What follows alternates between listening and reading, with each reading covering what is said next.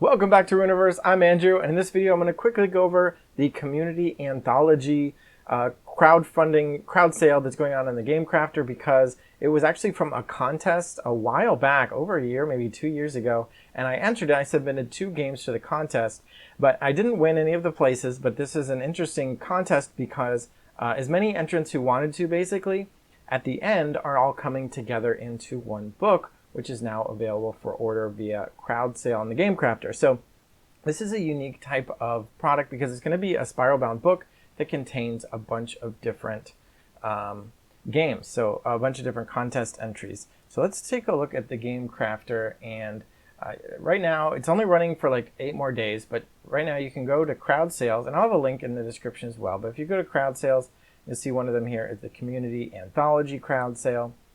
It's running through April 7th, 2022. In case you're watching this a long time from now, you can see currently it has 8 days remaining. 20 people have ordered it, and it's raised an amount of money that's not really relevant. But what is interesting, because it's a crowd sale, the more people who order it, the cheaper it gets, and they don't charge you until it's over. And so it's interesting, you know, the more people who jump in. Currently it's at $40.78, which is 14% off. So that's nice. I've definitely put in for one. I will say that these crowd sales, or at least the one crowd sale I did before, can take a while to deliver. It took like 3 months before I got the thing. But I'm definitely going to be getting this, and I want to get the discount.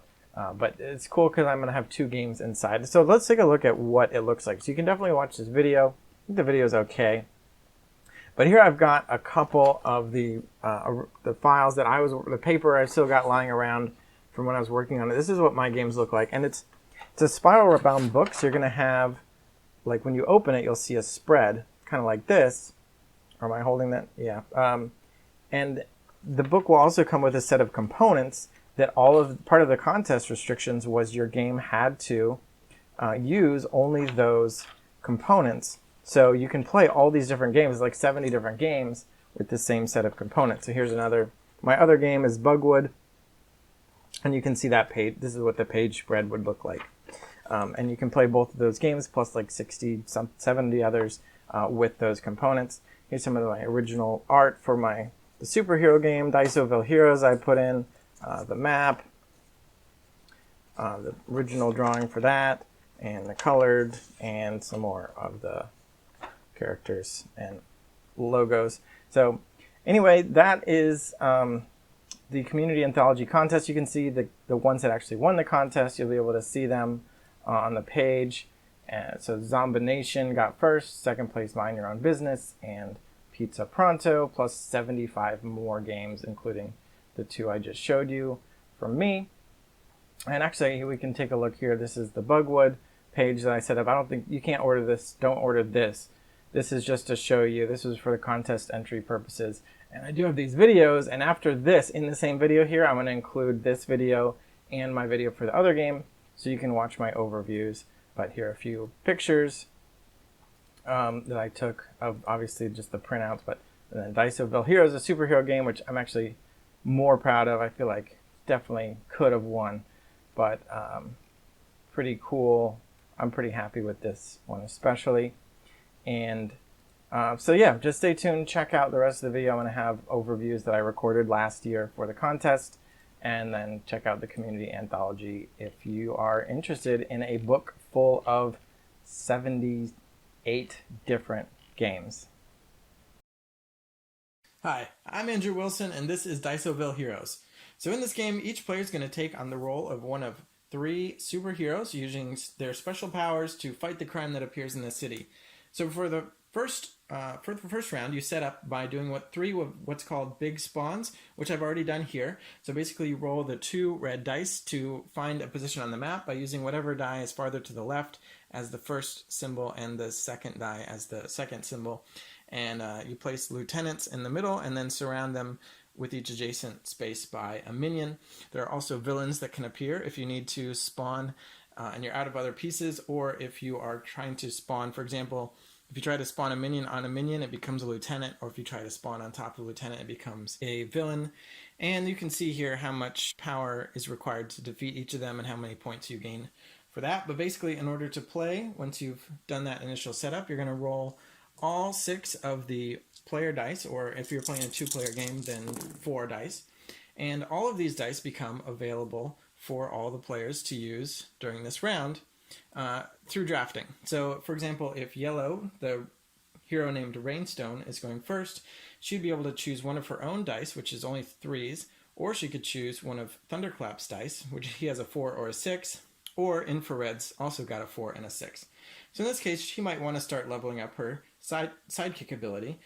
You can't use an ability if it has these squares next to it. That means it needs to be trained first. So she's going to go ahead and take one of Thunderclap's dice, and she's going to draft that 6, which is going to help her train this royal sidekick ability. And that means she's going to take 1 cube and place it here. And once she has 2 cubes, she'll be able to use that ability. But since she took one of Thunderclap's dice, he gains 2 points. So we'll go ahead and move him up to 2 on the VP track. And then it would be Thunderclap's turn. And again, he can draft some dice and take actions. At some point, you can raise your strength as well. So you can raise up your strength. You start at 0, and then strength comes into effect if you're going to fight. So I probably wouldn't fight with Thunderclap this early, but let's go ahead and say he wants to take his own 4 so he doesn't give anyone any points.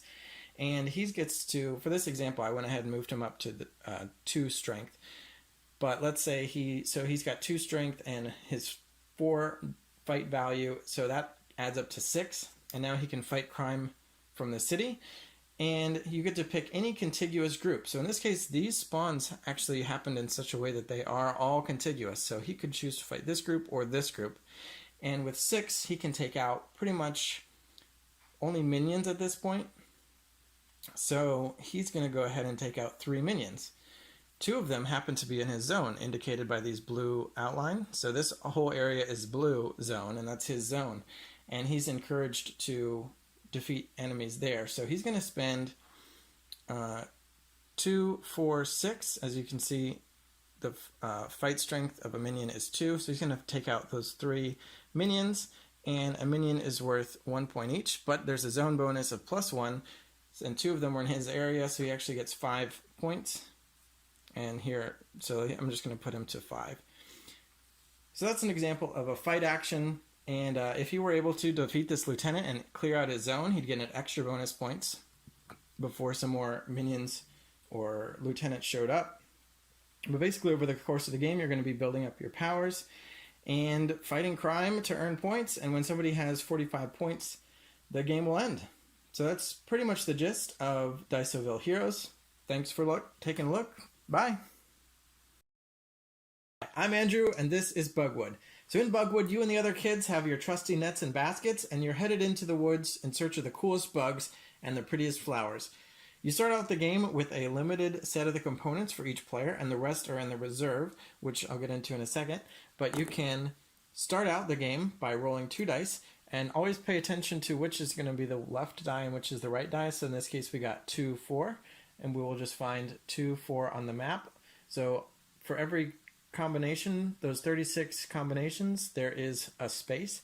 So here is 2, 4 here, which means this is the initial starting space, and the randomly selected start player can choose to activate that space or any of the adjacent spaces. So in this case, let's say blue is going first, and they just decide to stick with that one. Actually, they'll probably go over here to that space, and they will activate that with a cube. So they can choose to activate it with a cube or a disc. And they've activated it with a cube, which means they gain 2 more cubes. So they go to the reserve and add 2 more cubes to their supply. And that would be the blue player's turn. Now the game is going to end when somebody's running out of pieces. So one strategy is to try to get a lot of pieces and try to do a lot of things, whereas another strategy might be to try to run out of pieces as quickly as possible and have the most points at that time. So it's always a temptation to get more pieces and do more stuff, but you never know if somebody's going to try to rush things. So you might want to focus on getting the correct pieces. But anyway, once we've taken the first turn, then yellow can go and they can activate any of the adjacent spaces to the one that has been activated. So maybe they decide to go for this scoring space. So they place their one available meeple piece in here, and that is a scoring space. So all the spaces that are scoring require a meeple, which you only have 1 of, so you need to use actions to get more meeples if you want to be able to do that. For example, this space here, you can use a disc to gain another meeple from your reserve. But here, now at the end of the game, the yellow player is going to gain 2 points for every ant hex they occupy, which is all of the hexes in this row here. And then it would be the red player's turn, and they do the same thing. For example, maybe they just want to go ahead and use a disc to get 3 points. That might not be a great early game move, but it's an example of one of the moves that you can do over the course of the game. And as you can see, things start to spread. So for example, maybe the white player here, I'm going to use a black disc for the white player, but they activate this space. It says roll 2d6 and activate the hex with a cube from your reserve. So this is a little bit of a wild one. So here they're going to activate 1-5, and even though it's not their turn, or they already placed once, they also get another cube from their reserve, and they're going to put it onto 1-5, which actually in this case is already occupied, but that's fine, and they get 2 more cubes as well. So that's one full round, and that's pretty much how it works. There are different interesting scoring spaces that can create an interesting race as players try to get to them without letting their opponents get to them first.